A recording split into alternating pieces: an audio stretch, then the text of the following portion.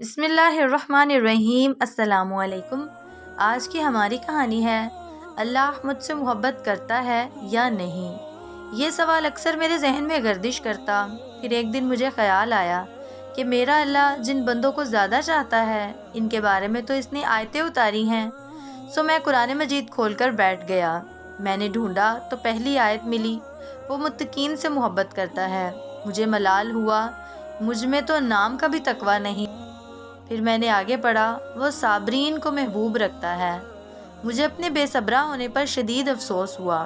مزید آگے بڑھا تو جانا اللہ مجاہدین سے محبت کرتا ہے۔ میں نے جانا کہ ایسی سعادت بھی نہیں مجھے۔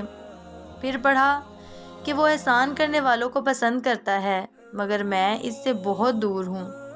پھر میں نے اپنی تلاش ترک کرنے کا فیصلہ کیا، اس ڈر سے کہ اب شاید میرے پاس ایسا کچھ بھی نہیں جس کے باعث اللہ مجھ سے محبت کرے۔ میں نے اپنے اعمال کھنگالے تو وہ سب فتور اور گناہوں سے آلودہ تھے۔